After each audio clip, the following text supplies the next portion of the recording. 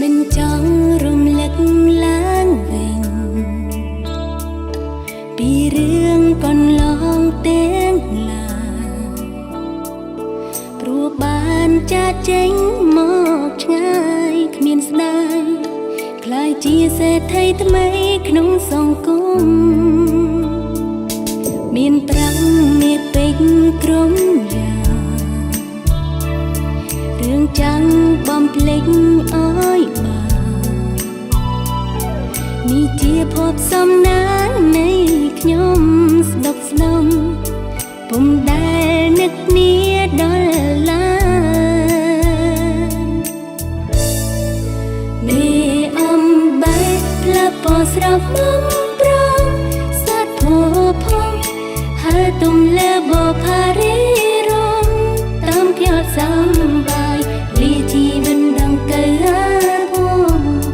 អ្នកមើលងាយរាល់ថ្ងៃមេអំបែផ្លាប់ពោស្រស់ចិនใจជប់សែនមកសាងជីវិតត្រចង់ទេទ្រនំស្នុកស្ដំថ្មីលីស្នេហ៍អប្រែមិនវិលថយក្រោយឡើយ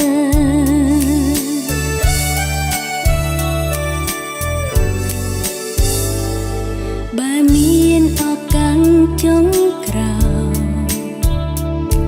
ចង់ឲ្យអ្នកលឺចំឡាពីស្រីកំសត់ដែលនាងធ្លាប់មាក់ងាយក្លាយជាមនុស្សថ្មីក្នុងសង្គមពេលក្រធ្វើអ្វីក៏ខំកំហុងតែងមានមិនចេះអងរូបខ្ញុំក៏នាងតែងច្រឡំមេអំបែកខ្ញុំសូនលីហើយមេអំបែកផ្លាប់ពោស្រស់បំប្រងសាត់ធូផងហើយទុំលើបផារីរំតាមខ្ញុំសំបាយលីជីវិតដងកើផង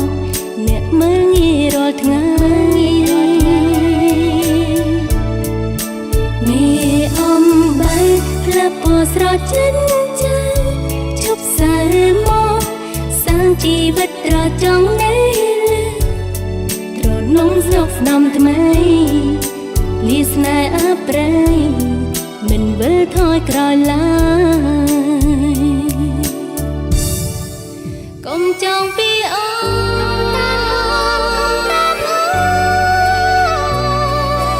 ទុំឲ្យអូនមានសេរីមេអំបែលាប់ពោស្រស់បំប្រងសាត់ភពផងហើយទុំលើបផារីរំតាមខ្ញុំសំបាយពីជីវិតដងកើភពអ្នកមើលងាយរាល់ថ្ងៃមេអំបែផ្លាប់ពោស្រស់ចិនใจជប់សែនមកសាងជីវិតត្រចង់ទេទ្រនំស្នុកស្ដំថ្មីលីស្នេហ៍អប្រែមិនវិលថយក្រោយឡើយ